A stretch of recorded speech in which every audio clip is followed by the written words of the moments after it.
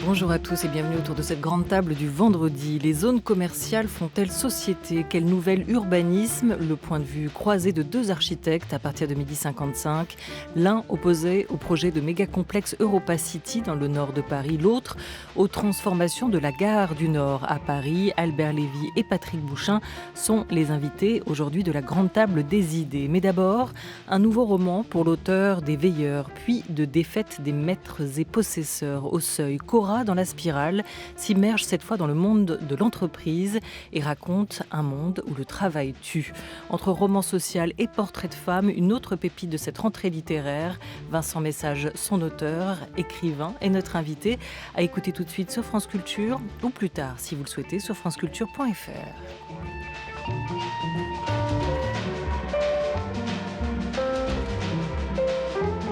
La grande table.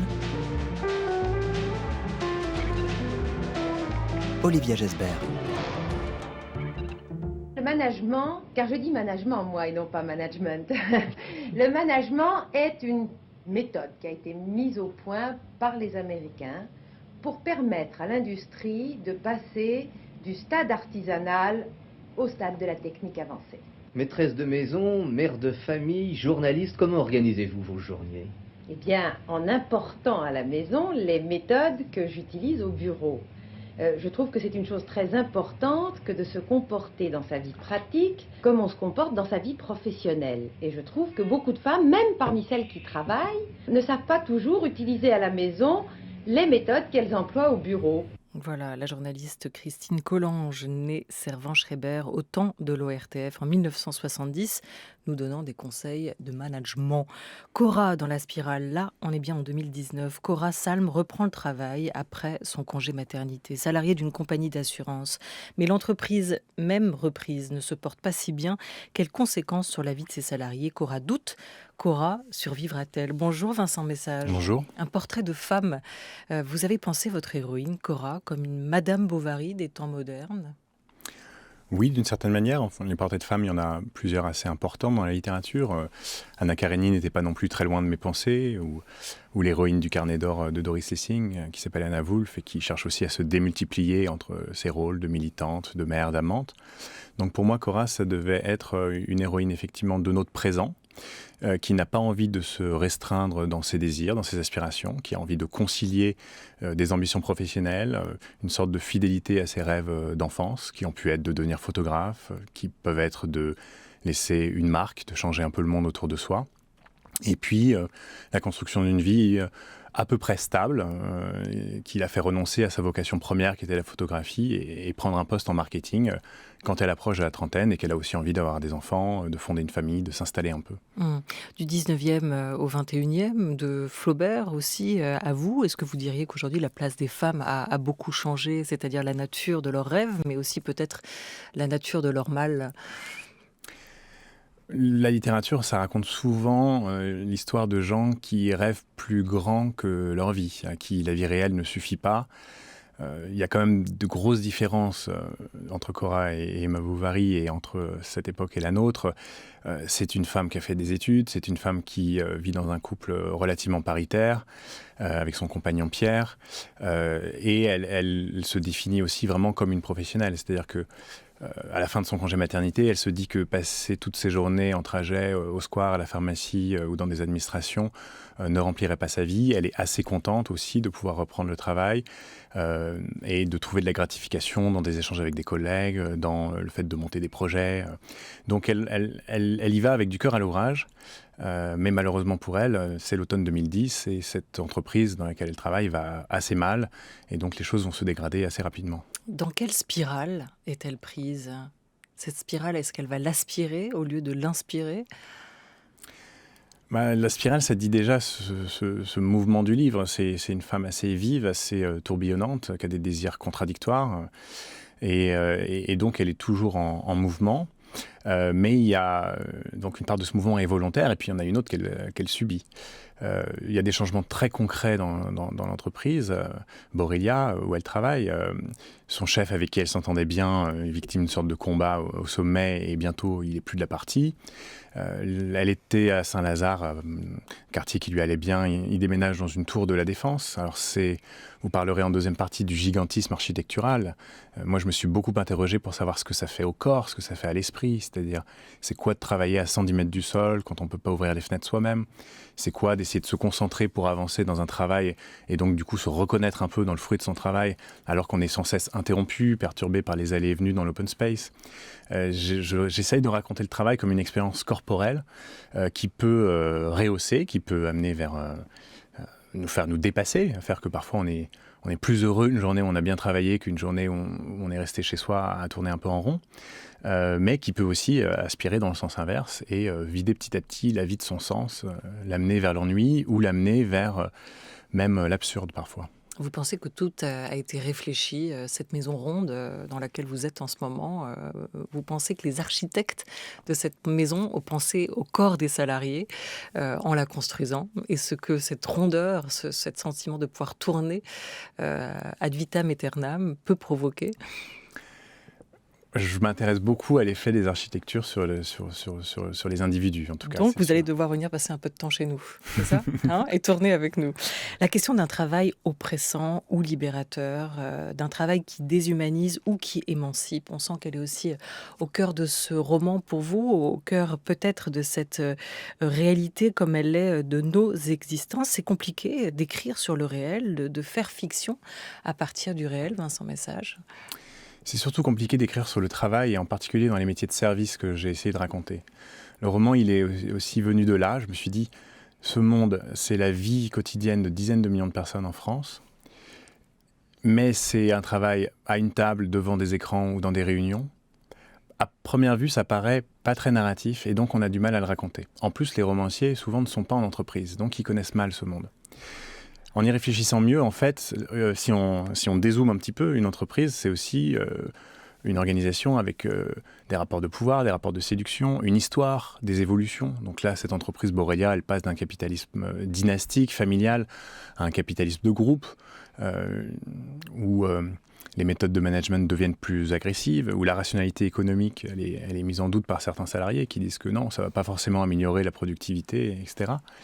Et donc, en fait, on peut raconter tout ça, on peut en faire un théâtre majeur du récit, parce que c'est comme un échiquier où les pions se déplaceraient, et Cora se demande qui sont ses amis, qui sont ses ennemis dans la nouvelle période qui s'ouvre, comment se positionner.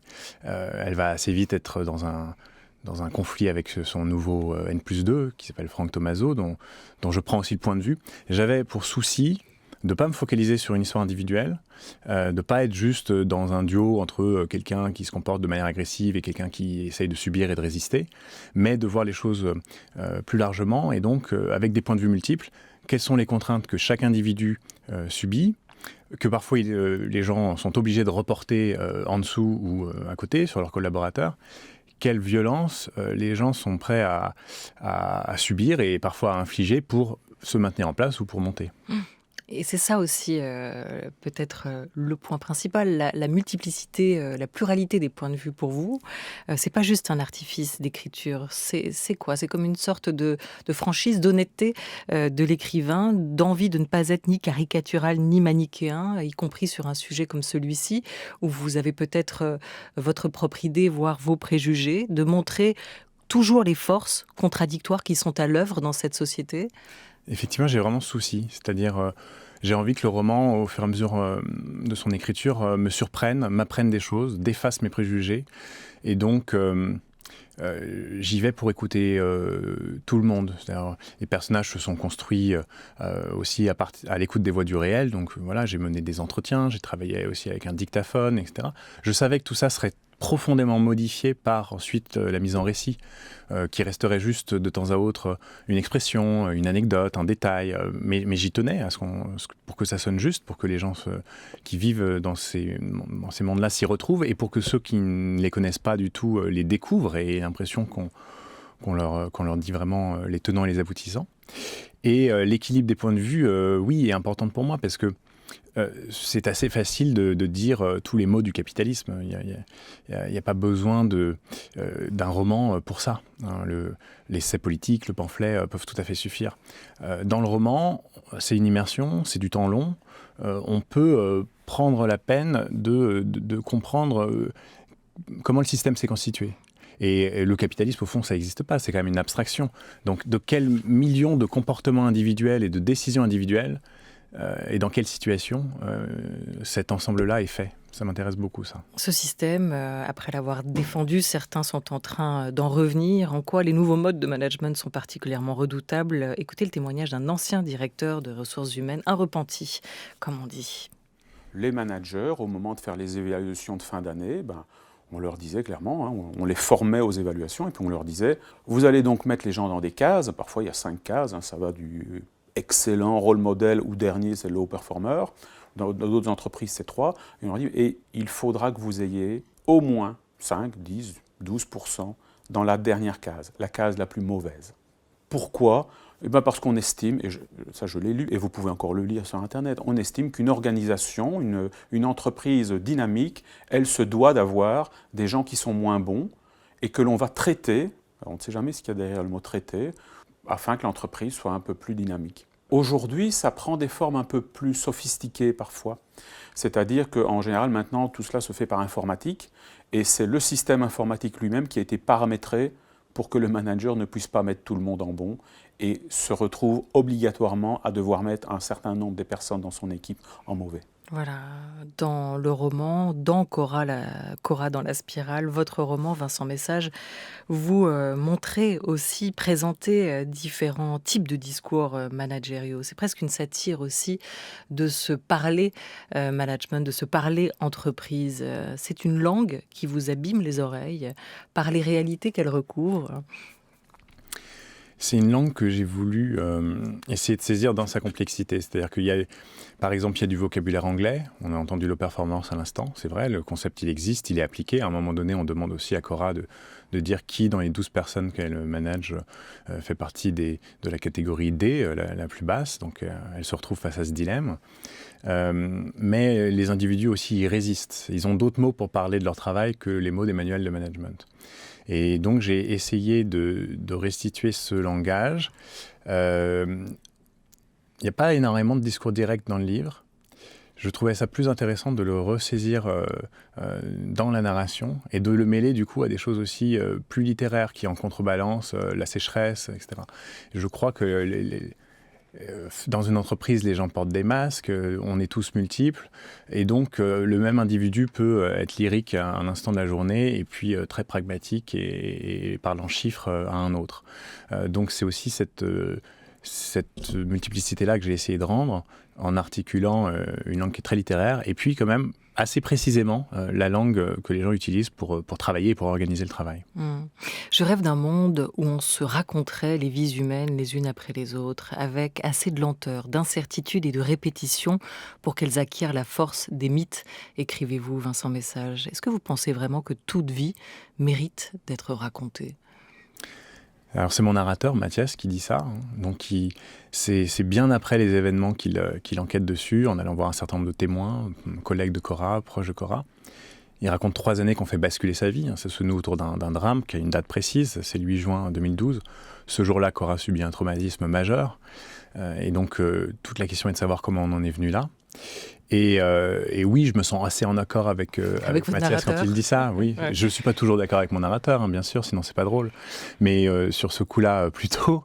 Et je crois que toute vie est digne d'être racontée. L'histoire de Cora, c'est une toute petite histoire, mais évidemment, elle est représentative, elle est liée à une collectivité. Le roman, il raconte une expérience majoritaire aujourd'hui, c'est-à-dire, je le disais tout à l'heure, dans ces métiers travaillent des dizaines de millions de personnes qui sont plus ou moins passionnées par leur travail, plus ou moins satisfaites, qui ont eu des épreuves, qui ont pu se faire virer à un moment donné, qui ont pu rebondir.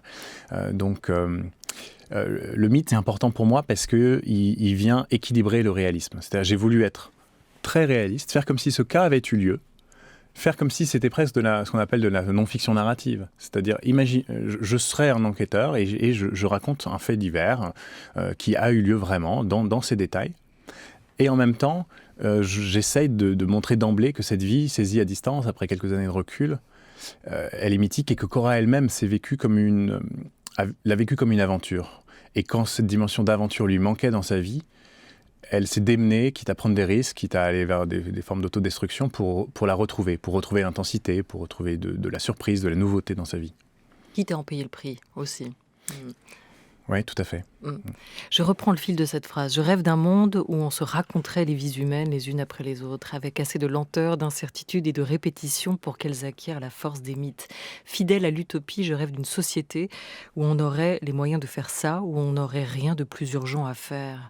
Mais je sais bien en fait qu'on ne sait pas qui a vécu sur cette terre, on ne connaît pas les noms, on conjecture les chiffres. Ne pas perdre le contact avec ses rêves, porter un regard neuf sur ce qui nous entoure, c'est aussi la quête indirecte ou peut-être non formulée de votre héroïne Cora. C'est pour ça qu'il est urgent pour vous, Vincent Message, aujourd'hui, de ralentir. La spirale, c'est effectivement une sorte de mouvement effréné. Qui entraîne souvent vers la chute. Tout à fait. Et, il y a un moment donné où Cora est en retard pour aller à un concert à Gare Saint-Lazare et concrètement, elle tombe. Elle tombe, c'est la foule. C'est une gare où il passe des millions de personnes par jour. C'est la gare où il y a le plus de monde en Europe, beaucoup plus qu'à l'époque où Monet l'a peinte, qui est une époque que je rappelle. Il y a un personnage du roman qui est fasciné par les peintures que Monet a faites de Saint-Lazare. Cette accélération, on peut tous la sentir et c'est très difficile de s'y opposer, de ralentir. On est pris par une recherche d'intensité, on craint l'ennui. Et donc, c'est ces équilibres délicats que j'essaye de restituer. C'est-à-dire que quand elle a cherché à percer dans la photographie, Cora avait des journées parfois trop vides. Le téléphone ne sonne pas. Elle travaille chez elle. Elle n'arrive pas à boucler ses fins de mois. Elle a une grande liberté. Parfois, elle ne sait pas toujours quoi en faire. Et à l'inverse, jeune maman, travaillant dans une boîte d'assurance, elle se retrouve avec un emploi du temps minuté, l'œil rivé sur la montre, à redouter le moindre retard dans les transports qui risque de lui faire rater une réunion, etc. Et à avoir ce sentiment de courir. Donc je montre aussi de quelle variation de rythme elle va avoir besoin. Elle a besoin d'écouter de la musique, par exemple, pour ralentir. Elle peut avoir besoin de quitter Paris sur un coup de tête. Elle peut avoir besoin aussi, parfois, de passer une vitesse, de rajouter de l'intensité alors que sa vie est déjà trop contraignante en nouant une amitié nouvelle ou en ayant une aventure. Et elle est prise dans ces contradictions-là. Et c'est la première phrase aussi du livre sur cette idée de ralentir qui va donner le tempo, ou en tout cas les multiples tempos de nos vies, comme celle de Cora, notre espèce bagnodée sur Terre depuis 200 ou 300 000 ans, lorsqu'un matin, sur le coup de 7h30, Cora Salm se mit à voir d'un œil neuf les couloirs de céramique bleue et blanche du métro parisien. Elle prend des notes, elle compulse. Qu'est-ce qu'elle fait à travers ça, tous ces petits carnets, Cora ? Est-ce qu'elle a un besoin d'entretenir cette mémoire du quotidien pour, là encore, essayer de retenir le temps ? Effectivement, le narrateur Mathias travaille à partir d'une grosse trentaine de carnets qu'a laissé Cora. Et elle a toujours griffonné au jour le jour.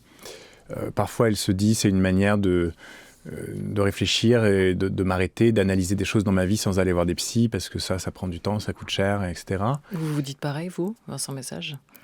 Je peux utiliser l'écriture par moment comme un moyen de poser les choses, ouais, et de réfléchir à quelle direction prendre, quelle décision prendre à des carrefours. Oui, ça peut m'arriver. Et puis, c'est une autre saisie d'un instant du présent, c'est-à-dire les carnets, ça sert comme la photographie, à arrêter un instant en se disant « je ne me fie pas qu'à ma mémoire, je sais très bien que cette période de ma vie, d'ici 5 ou 10 ans, j'en aurai une vision assez faussée. J'aurais inventé des épisodes qui n'ont pas eu lieu. Et c'est très troublant parfois de se rendre compte de ça en parlant à des amis qu'on a vécu ensemble quelque chose, que l'un s'en rappelle très bien et l'autre pas du tout. Mais même celui qui s'en rappelle très bien, on ne sait pas s'il n'a pas déformé les choses. Et donc elle se dit qu'avoir par moments des traces écrites, ça va lui permettre de retrouver qui elle était quand elle est partie plus d'1 an à Berlin et a commencé à apprendre la photographie là-bas et à rencontrer son compagnon Pierre. C'était quoi cette jeune femme de 22 ans ? Ou qui elle est au moment où sa petite fille Manon naît ou fait ses premiers pas. Elle a besoin d'arrêter ces moments-là pour que le présent ne soit pas que du présent, mais constitue une archive dans laquelle elle peut se replonger. France Culture, il est 12h21 avec notre invité, le romancier Vincent Message, auteur de Cora dans la spirale qui paraît au seuil. Alors maintenant, vous allez leur expliquer que quand je demande un chiffre, on me le donne, qu'on ne me raconte pas la vie, leur vie, je n'en ai rien à faire. Qu'elles sachent compter, qu'elles sachent pas compter, c'est pas mon problème. Et je veux un chiffre qui tienne la route, pas n'importe quoi. Comment on fait pour les manches? C'est pas des manches que je vous parle, c'est que je vous parle de la production. N'essayez pas de sortir du rail. Le rail, pour le moment, c'est la production. Le rail, c'est la production. D'accord? Les manches, c'est une autre voie. Moi, je vais vous ramener sur le rail de la production. Je veux que chaque ouvrière me donne des productions correctes, des chiffres qui ne sont pas des chiffres bidons, qui ressemblent à la réalité. Au travail. Et je veux la production de marqué aussi sur le cahier. Ce père qui rêvait de fils diplômés, auquel on a si peu pardonné. Toute une enfance à marmonner, ceux qui se tirent dessus sont-ils paumés? Artiste à mon insu et le mépris, rappé à n'importe quel prix. Puis t'apprends comme tomber de balançoire, l'argent n'est pas une fin en soi. D'une descendance pauvre, ce qu'on cherche, c'est la fierté des nôtres. Ma rime, une femme jugée à sa jupe, le succès ne nous a pas assagi. Le droit de chanter.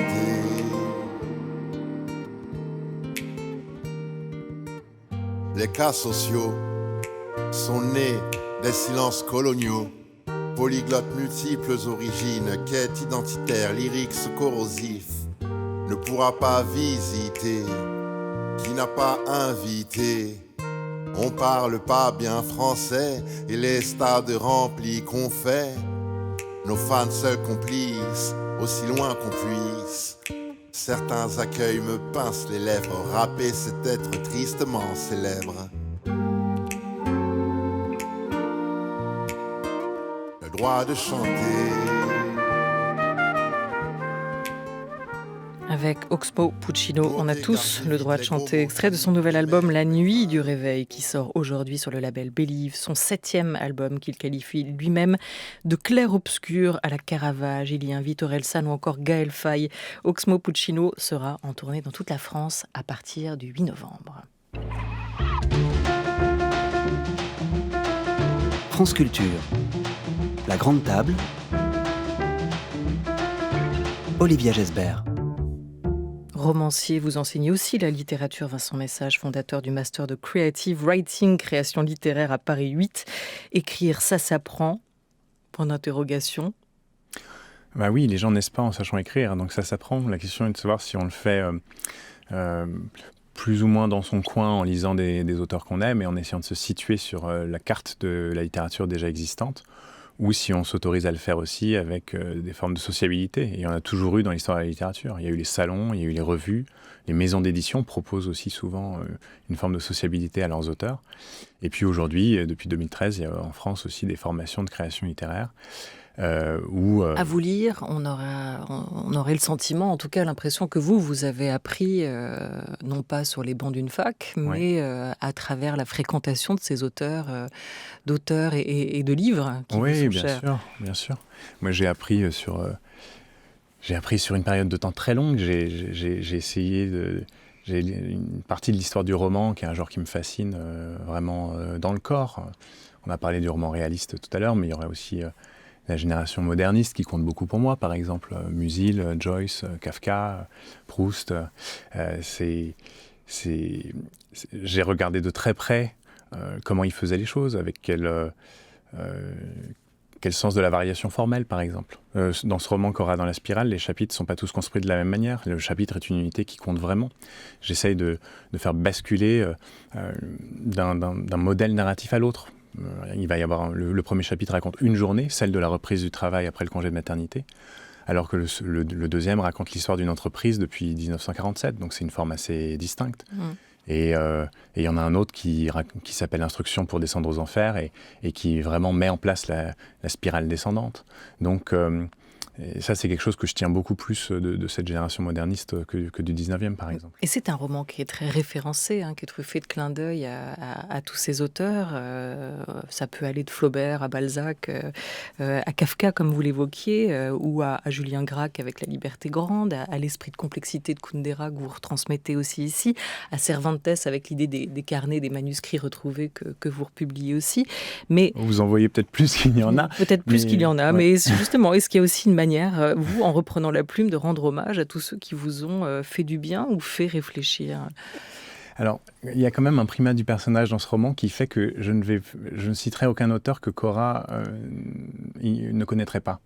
Elle franchit le pont Flaubert à un moment donné en allant en Normandie, et donc brusquement Flaubert est là, et il se trouve que lycéenne ou post-adolescente, elle a lu Madame Bovary, donc je peux en dire un mot. Mais il y a d'autres choses qui comptent pour moi, mais qui ne sont pas dans sa vie à elle. Et je respecte cet écart, que la vie du personnage et son expérience restent premières. Prime sur celle de l'auteur. Oui, tout à fait. Donc, on peut croire que Cora écoute Monteverdi, a vu ou aimé les photos de Willy Ronis. Elle en a une d'ailleurs en poster près de ses yeux. Je raconte un peu toutes ces nourritures spirituelles parce qu'effectivement, elles me paraissent être la seule manière de tenir. Je ne crois pas qu'on puisse rester debout sans se nourrir de fiction, sans écouter de la musique. À un moment donné, quand elle est ado, elle a un chagrin d'amour et elle dit la musique sauvera peut-être le monde, en tout cas, moi, elle me sauve tous les jours. Et elle dit, ça c'est de la mégalomanie d'ado de dire ça, mais quand même, j'y crois. Elle continue à y croire, c'est-à-dire que je lui fais écouter notamment un morceau sublime de Monteverdi qui s'appelle Zefiro Torna, dans la version de l'Arpeggiata, et qui est une sorte de tube du printemps 1632 ou 50, je ne sais plus. Et sans ces musiques-là, je ne sais pas si elle pourrait résister à la pression qu'elle subit, à la violence économique du quotidien. Donc voilà, ces nourritures spirituelles, je les mentionne, et je dis un peu le rapport qu'elle entretient à ses musiques ou à ses œuvres, parce que je crois que c'est ce qui nous permet d'être vivants dans un sens plein. La question du point de vue, d'où on regarde, d'où on parle, est essentielle pour vous. Vous nous le rappelez une fois encore, Vincent Message, et ici aussi, en multipliant les regards dans ce roman. On revit aussi l'histoire de Cora à travers une triple temporalité passé, présent, futur. Une histoire racontée demain, celle d'un drame qui a eu lieu aujourd'hui, mais dont les causes plus anciennes sont peut-être à rechercher hier. Vous flirtez toujours et encore avec tous les genres. À lire donc votre roman Cora dans la spirale qui paraît au Seuil. Une dernière question, est-ce que vous êtes idéaliste, vous aussi, comme votre héroïne? Et après, quel idéal vous courez? Oui, je suis idéaliste. L'idéal après lequel je cours, probablement qu'il y ait moins de violence. Je crois qu'il y en a moins que dans l'histoire, que nos vies actuellement sont plus douces que dans les siècles précédents, mais ça peut très vite se retourner, notamment avec les crises politiques ou écologiques. Et donc je crois que ce serait bien qu'on s'attelle tous à diminuer la violence autour de nous. Merci beaucoup Vincent Message. Merci.